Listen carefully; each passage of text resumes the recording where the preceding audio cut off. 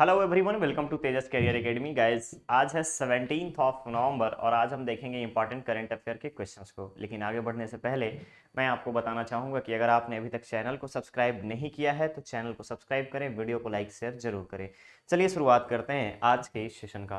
Guys, सबसे पहला हम क्वेश्चन देखेंगे। यहाँ पर रखा गया क्वेश्चन आपका, पूर्व प्रधानमंत्री, ध्यान से देखिएगा क्वेश्चन को, कि पूर्व प्रधानमंत्री पंडित जवाहरलाल नेहरू के विचारों को जन जन तक पहुंचाने के लिए राज्य सरकार ने किस वेबसाइट को लॉन्च किया है। ध्यान से देखिएगा, पूर्व प्रधानमंत्री पंडित जवाहरलाल नेहरू के विचारों को जन जन तक पहुंचाने के लिए राज्य सरकार ने किस वेबसाइट को लॉन्च किया है। तो गाइज, आप सभी को पता होगा कि पंडित जवाहरलाल नेहरू जी की जन्म तिथि को हम लोग बाल दिवस के रूप में मनाते हैं, चिल्ड्रंस डे के रूप में मनाते हैं। ठीक है, चिल्ड्रन डे के रूप में मनाते हैं। ठीक है, चिल्ड्रन डे के रूप में मनाते हैं। और साथ ही साथ इनके विचारों, ध्यान रखिएगा, इनके विचारों, अगर आप लोग पढ़े होंगे, इनकी कुछ बुक्स हैं लाइक डिस्कवरी ऑफ इंडिया, ये सारी बुक्स इनके नाम से हैं, यानी कि इन्होंने ऐसी कुछ बुक्स लिखी हैं जिसके बारे में आपको जरूर पढ़ना चाहिए। ठीक है, इसके बाद आता है आपका कि पंडित जवाहरलाल नेहरू की जो विचार थी, थॉट था, एक भारत श्रेष्ठ भारत टाइप्स का जो विचार रखते थे ये लोग। ठीक है, साथ ही साथ आपसी भाईचारे के साथ साथ सौहार्द और प्रेम की जो कॉन्सेप्ट लेकर आए थे, इसी के लिए, इसको जन जन तक पहुंचाने के लिए हाल ही में छत्तीसगढ़ राज्य सरकार ने नेहरू का भारत .com, ध्यान से रखिएगा, नेहरू का भारत .com नाम से एक वेबसाइट लॉन्च किया है। और ये वेबसाइट लॉन्च करने के लिए ऑर्गेनाइजेशन जो सामने आई है वो है आपका पार्क फाउंडेशन। ध्यान रखिएगा, पार्क फाउंडेशन के द्वारा ये वेबसाइट बनाया गया और लॉन्च किया गया मुख्यमंत्री भूपेश बघेल जी के द्वारा। ध्यान रखेंगे आप, मुख्यमंत्री भूपेश बघेल जी के द्वारा इस वेबसाइट को लॉन्च किया गया है। तो करेक्ट ऑप्शन बन जाएगा आपका यहाँ पर ए। आगे बढ़ते हैं नेक्स्ट क्वेश्चन पे, ध्यान से देखिएगा दूसरे क्वेश्चन को। क्वेश्चन है, राज्य के किस नगर निगम को उत्कृष्ट कचरा प्रबंधन के लिए, ध्यान रखेंगे, उत्कृष्ट कचरा प्रबंधन के लिए CII 3R, ध्यान रखेंगे आप यहाँ पर, CII 3R अवार्ड से सम्मानित किया गया है। तो गाइज, आप सभी को पता होना चाहिए कि यहाँ पर प्रबंधन के लिए अगर हम बात करें, वेस्ट मैनेजमेंट के लिए, कचरा प्रबंधन के लिए वेस्ट मैनेजमेंट, इसके अलावा कचरे की रिसाइकलिंग के लिए अगर हम बात करें, चक्रीयकरण जिसको बोलते हैं, रिसाइकलिंग की अगर हम बात करें, तो इन सभी में ध्यान रखिएगा, बेहतर प्रबंधन, रिसाइकलिंग, उसका अगर हम बात करें, कंपोज करना, ठीक है, कंपोस्ट करना यानी निष्पादन करना, इन सभी में दुर्ग जिले को, ध्यान रखिएगा, दुर्ग नगर निगम को प्रथम पुरस्कार मिला है। और दुर्ग के बाद जो सेकंड नंबर पे आता है ये है आपका जगदलपुर। ध्यान रखेंगे, जगदलपुर को सेकंड रैंक मिला है, जगदलपुर नगर निगम को सेकंड रैंक दिया गया है, सेकंड अवार्ड मिला है। ठीक है, प्रथम अवार्ड से सम्मानित किसे किया गया है, दुर्ग को, और इसके साथ साथ जगदलपुर को सेकंड रैंक का अवार्ड दिया गया है। तो यहाँ पर करेक्ट ऑप्शन क्या बन जाएगा आपका बी। जब आप यहाँ पे दुर्ग का याद रख रहे हैं तो आपको याद रखना होगा रिसामा विलेज। ठीक है, रिसामा ग्राम क्या है ये, छत्तीसगढ़ का पहला बाल हितैषी ग्राम, छत्तीसगढ़ का पहला बाल हितैषी ग्राम, ध्यान रखेंगे आप, बाल हितैषी ग्राम रिसामा, जो कि आपका छत्तीसगढ़ का पहला बाल हितैषी ग्राम बनेगा। और इसकी शुरुआत किसने की है, इसकी शुरुआत की है ऑल इंडिया प्रोफेशनल कांग्रेस ने, all India AIPC, all India professional Congress ने गृह मंत्री ताम्रध्वज साहू की उपस्थिति में, ताम्रध्वज साहू के द्वारा इसकी घोषणा की गई है। तो यहाँ पे इसका करेक्ट ऑप्शन बन जाएगा आपका बी, दैट इज दुर्ग। आगे बढ़े नेक्स्ट क्वेश्चन पे। चलिए, नेक्स्ट क्वेश्चन है आपका, देश के सर्वोच्च खेल सम्मान मेजर ध्यानचंद खेल रत्न से किस खिलाड़ी को सम्मानित किया जाएगा। तो आप सभी को पता होना चाहिए कि मेजर ध्यानचंद, इससे पहले राजीव गांधी खेल पुरस्कार बोलते थे और उसके बाद नाम चेंज किया गया 2021 में, मेजर ध्यानचंद खेल रत्न की अगर बात करें हम आपसे, तो मेजर ध्यानचंद खेल रत्न पुरस्कार दिया गया है आपका शरत कमल को। ध्यान रखिएगा, मेजर ध्यानचंद खेल रत्न पुरस्कार से सम्मानित किया गया है शरत कमल को, जो कि एक टेबल टेनिस प्लेयर हैं। ध्यान रखेंगे आप, टेबल टेनिस प्लेयर हैं, टेबल टेनिस का प्लेयर हैं, और इन्हें वर्ष 2022 के लिए मेजर ध्यानचंद खेल रत्न से सम्मानित किया जाएगा। इसके अलावा ध्यान रखिएगा, प्रज्ञानंदा, ये नाम आप अगर सुने होंगे तो आपको पता होगा कि शतरंज में शतरंज के लिए अर्जुन अवार्ड से सम्मानित किया जाएगा प्रज्ञान नंदा को, याद रखेंगे आप, प्रज्ञान नंदा को।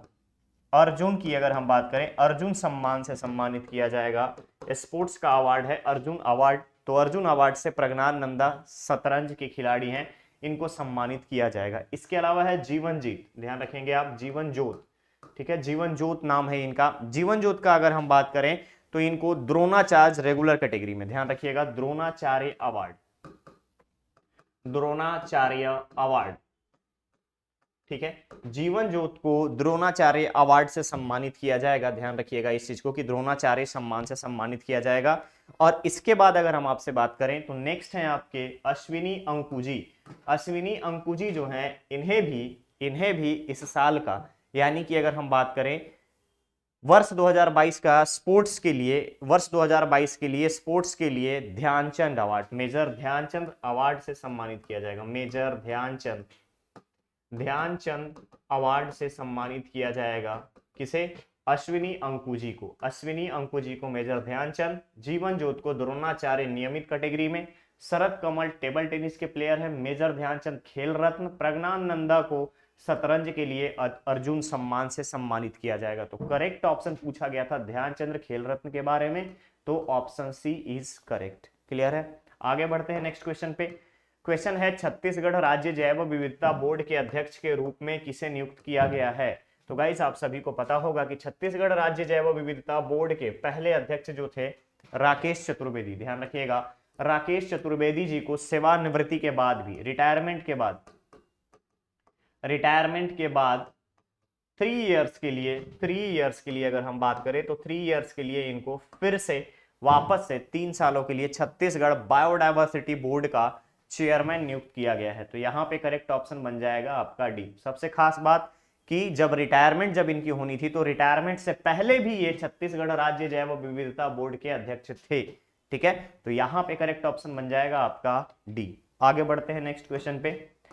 अब उसके अलावा आप अगर यहाँ पर देखेंगे समीर बिश्नोई जी के बारे में हर किसी को पता होगा, रानू साहू के बारे में पता होगा, गौरव द्विवेदी रिसेंटली इनको छत्तीसगढ़ कैडर के आईएएस ऑफिसर हैं, इनको सेंट्रल डेप्यूटेशन पर भेजा गया है प्रसार भारती के मुख्य कार्यपालन अधिकारी के रूप में। ठीक है, नेक्स्ट आता है हाल ही में राज्य शासन के श्रम विभाग के द्वारा, ध्यान से देखेंगे, हाल ही में राज्य शासन के श्रम विभाग के द्वारा पत्रकारों की सेवानिवृत्ति की आयु में कितने वर्ष की वृद्धि की गई है या बढ़ा दी गई है? तो नॉर्मली 60 इयर्स था, अब इसको 2 साल बढ़ा करके 62 इयर्स कर दिया गया है। और इसके अलावा पत्रकार सम्मान निधि में 5,000 रुपए की बढ़ोतरी की गई है। पत्रकार सम्मान निधि में पहले 5,000 रुपए मिलता था, अब यहाँ पे 10,000 रुपीज मिलेगा। ठीक है, 10,000 रुपए मिलेगा। इसके अलावा पत्रकार कल्याण कोष, ठीक है, पत्रकार कल्याण कोष से जरूरतमंद पत्रकारों को यहाँ पर अगर रिक्वायरमेंट है तो आर्थिक मदद की अगर हम बात करें आपसे, तो आर्थिक मदद का भी लिमिट बढ़ाया गया है। आर्थिक मदद में पहले 1 लाख रुपए था, अब इसको बढ़ा करके 2 लाख रुपए कर दिया गया है। ठीक है, ध्यान रखिएगा इस चीज को कि हाल ही में श्रम विभाग ने पत्रकारों की एज को यानी 60 की जगह पे आपका 62 कर दिया है। इसके अलावा सम्मान निधि में 5,000 से 10,000 कर दिया गया है। आर्थिक मदद 1 लाख से बढ़ा करके 2 लाख रुपए कर दिया गया है। तो यहाँ पे करेक्ट ऑप्शन बन जाएगा आपका ए। ठीक है, आगे बढ़े नेक्स्ट क्वेश्चन पे। चलिए, नेक्स्ट क्वेश्चन है नीति आयोग द्वारा जारी अलग अलग मानकों में, ध्यान से देखिएगा, डिफरेंट पैरामीटर्स में रैंकिंग में कृषि में राज्य का कौन सा जिला दूसरे स्थान पर है? तो आप सभी को यहाँ पे पता होना चाहिए कि नारायणपुर जो है ओवरऑल परफॉर्मेंस इंडेक्स में इंडिया में 14th पे है, लेकिन छत्तीसगढ़ में नंबर 1 पे है।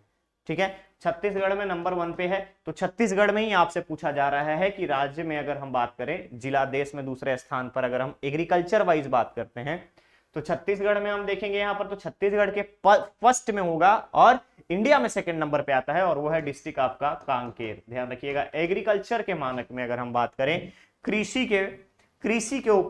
कृषि के संदर्भ में अगर हम आपसे बात करें तो नीति आयोग के रैंकिंग में कांकेर जिला को देश में दूसरी रैंकिंग मिली है और छत्तीसगढ़ में पहली रैंकिंग पर कांकेर आ जाएगी। ठीक है, तो करेक्ट ऑप्शन यहां पर बन जाएगा आपका बी, दैट इज कांकेर। ठीक है, नारायणपुर 14th पोजीशन है ओवरऑल परफॉर्मेंस इंडेक्स में। क्लियर रहेगा? तो ये सारी चीजें आप यहाँ पर याद रखेंगे। आगे बढ़ते हैं दूसरे क्वेश्चन पे। कार्बन उत्सर्जन घटाने में कॉप 27 के रिपोर्ट के अनुसार भारत की रैंकिंग क्या है या भारत की रैंकिंग की स्थिति क्या है? तो कार्बन उत्सर्जन घटाने में कॉप 27 का हाल ही में मिस्र में इसका अल शरम, अगर आप लोगों को पता होगा, अल शरम में इसका कॉप 27 की मीटिंग हुई थी और इसी की जलवायु परिवर्तन, ठीक है, जलवायु परिवर्तन परफॉर्मेंस इंडेक्स सीसीपीआई का रिपोर्ट जारी किया गया है। सीसीपीआई के रिपोर्ट में टोटल 63 देशों को शामिल किया गया था, 63 कंट्रीज को शामिल किया गया था। और इन 63 में देखने वाली बात, हैरानी की बात यह है कि 1990 से लेकर के 2022 तक का जो टारगेट दिया था, इस टारगेट के अकॉर्डिंग कोई भी देश फर्स्ट 3 पोजीशन पे 1, 2 और 3 पे कोई भी देश नहीं आ पाया है, यानी शून्य। कोई भी देश फर्स्ट, सेकंड और 3 पे नहीं है। 4th नंबर पे आपका आता है डेनमार्क, ध्यान रखिएगा, 4th नंबर पे आपका आता है डेनमार्क। भारत की स्थिति अगर हम बात करें कार्बन उत्सर्जन घटाने में तो 8वीं है। 8th रैंकिंग पे आपका इंडिया आता है। देन आफ्टर आगे फर्दर अगर हम देखेंगे यहां पर तो डेनमार्क आ जाता है, डेनमार्क के बाद 8वें नंबर पे आपका इंडिया है। इसी तरीके से अगर हम डेवलप्ड कंट्री के बारे में बात करें तो ध्यान रखिएगा सबसे बेकार सिचुएशन में आपका ईरान है। ईरान की रैंकिंग यहाँ पे 63 है। अगर हम यूएसए और चाइना के बारे में बात करें, ठीक है, ध्यान रखिएगा, तो यूएसए और चाइना 51 और 52 नंबर पे है, ठीक है। डेवलप्ड कंट्री, विकसित देशों, विकसित राष्ट्रों की सूची में अगर हम देखें तो इनका भी परफॉर्मेंस इंडेक्स 52 और 51 के आसपास है, ठीक है। तो यहां पे पूछा गया था कि भारत की रैंकिंग क्या है, तो भारत की रैंकिंग आपका 8th है, 8वां, 8th। क्लियर रहेगा? Correct option will be C. आगे बढ़े नेक्स्ट क्वेश्चन पे आगे बढ़े। चलिए, क्वेश्चन है बैडमिंटन वर्ल्ड रैंकिंग में, ध्यान से देखिएगा, बैडमिंटन वर्ल्ड रैंकिंग में राज्य के किस खिलाड़ी ने बैडमिंटन डबल्स कैटेगरी में टॉप 24 में पहुंचने वाले पहले खिलाड़ी का नाम या खिताब अपने नाम किया है? तो ध्यान रखिएगा, बैडमिंटन वर्ल्ड रैंकिंग में डबल्स की कैटेगरी में छत्तीसगढ़ के ईशान भटनागर जिनकी उम्र 21 वर्ष है, बैडमिंटन खिलाड़ी हैं। और इन्हीं के साथ साथ अगर हम आपसे बात करें तो ईशान के साथ साथ तनीषा क्रोवा जो कि गोवा की रहने वाली है, इनके साथ संयुक्त रूप से 14th रैंक पे पहुंच गए हैं।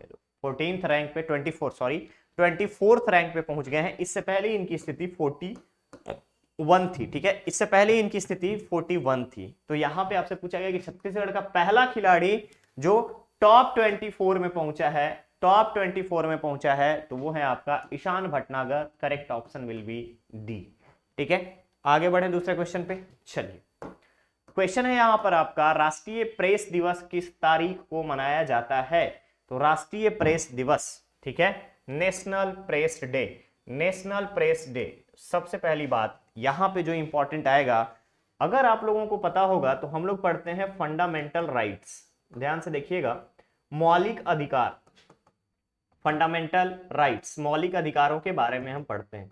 तो फंडामेंटल राइट्स जब हम पढ़ते हैं तो हमें पता है यहाँ पे कि हमें 6 टाइप के अधिकार संविधान के द्वारा दिए गए हैं, ठीक है, right to equality, right to property, ये सारी चीजें ऐसे अगर हम देखें। उसके बाद constitutional remedies, right to religion, ऐसे करके राइट टू कल्चरल और एजुकेशनल राइट, टोटल 6 टाइप के राइट्स दिए गए हैं, ठीक है।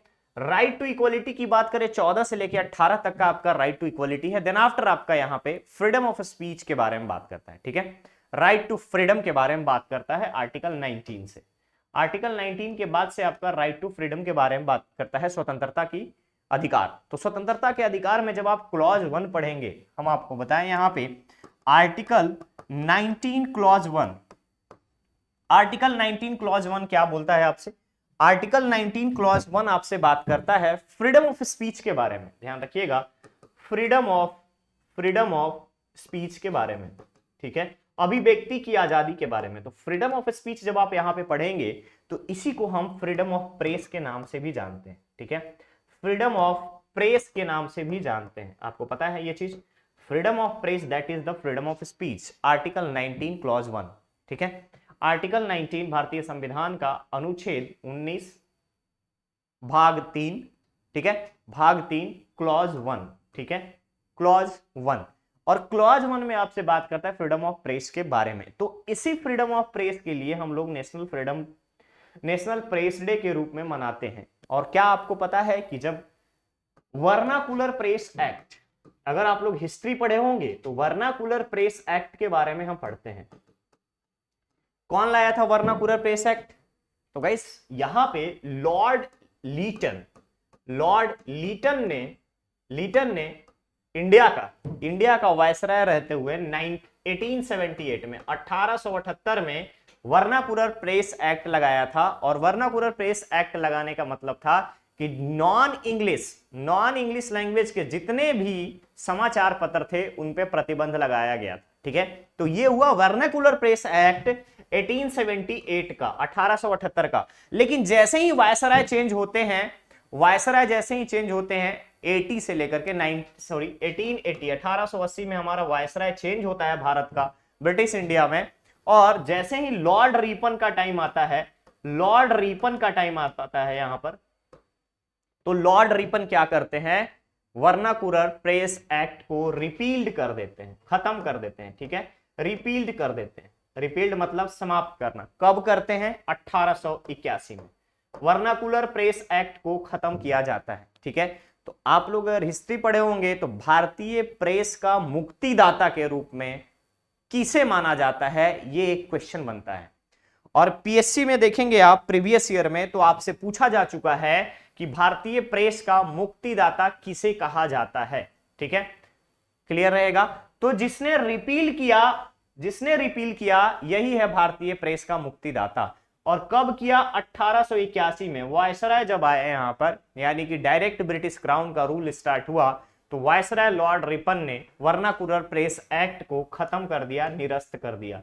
तो गाइस अगर आप यहां पर देखेंगे, इन सारी चीजों को रिलेट करेंगे, तो आप एक डेट के साथ यानी 16 नवंबर को राष्ट्रीय प्रेस दिवस मनाया जाता है। और राष्ट्रीय प्रेस दिवस के संदर्भ में इतनी सारी बातें रिलेट करता है, आपका हिस्टोरिकल पॉइंट ऑफ व्यू से भी और पॉलिटिकल पॉइंट ऑफ व्यू से। Article 19 clause 1 freedom of press के बारे में, फ्रीडम ऑफ स्पीच के बारे में, राइट टू फ्रीडम के बारे में।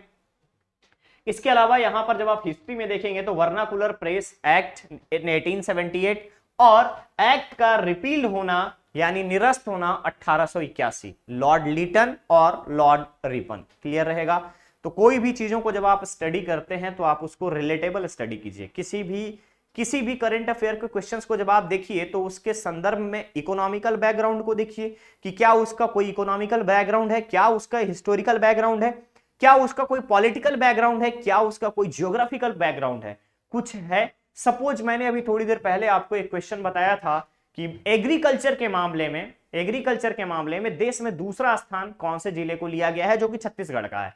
तो एग्रीकल्चर हमारा ज्योग्राफी का रीजन है। तो जब आप एग्रीकल्चर को देखेंगे तो कुछ तो ऐसी खास बात होगी ना कि एग्रीकल्चर में वहां की मिट्टी, वहां की इरिगेशन सिस्टम, जब आपका इरिगेशन सिस्टम के ऊपर आप जाएंगे तब आपको वहां पे दिखेंगे सोर्स ऑफ वाटर सोर्सेस क्या है। जब वाटर सोर्सेस पे आप जाएंगे तो वाटर सोर्सेस में सिंचाई का आप देखेंगे कैनाल है, रिवर है, पॉन्ड है, किस तरीके का सोर्स है इरिगेशन का वहां। देन आफ्टर किस तरीके की फसल वहां पे उगाई जाती है। इन सारे कॉन्टेक्स्ट को जब आप देखेंगे, सारे परिप्रेक्ष्य को ध्यान से देखेंगे तो आपका कोई भी क्वेश्चन नहीं छूटेगा एग्जाम में। ध्यान रखिएगा, कोई भी क्वेश्चन आपका एग्जाम में नहीं छूटेगा। आप सारे क्वेश्चंस को बहुत इजीली टैकल कर पाएंगे, बशर्ते कि आपको कंपैरेटिव स्टडी करने का तरीका पता होना चाहिए। ठीक है, तो ये था आपका क्वेश्चन कि राष्ट्रीय प्रेस दिवस किस तारीख को मनाते हैं। तो 16 नवंबर। Correct option will B A.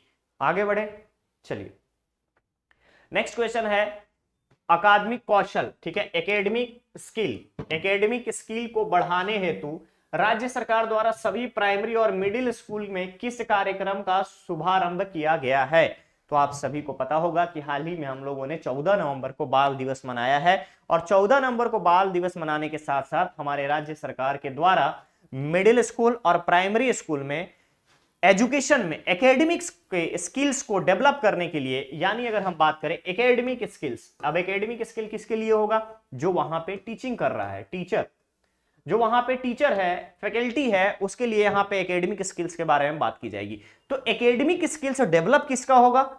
Teacher का। जितने अच्छे तरीके से वो प्रेजेंट कर पाएगा, जितनी अच्छी उसकी डिलीवरी होगी क्लास में, उतने अच्छे से बच्चों को गेन होगा, यानी बच्चे उसको ग्रास्प कर पाएंगे। ठीक है, तो एकेडमिक स्किल को डेवलप करने के लिए राज्य सरकार ने सभी प्राइमरी और मिडिल स्कूल में सुघर पढ़वैया, ध्यान रखिएगा, सुघर पढ़वैया कार्यक्रम चलाया है।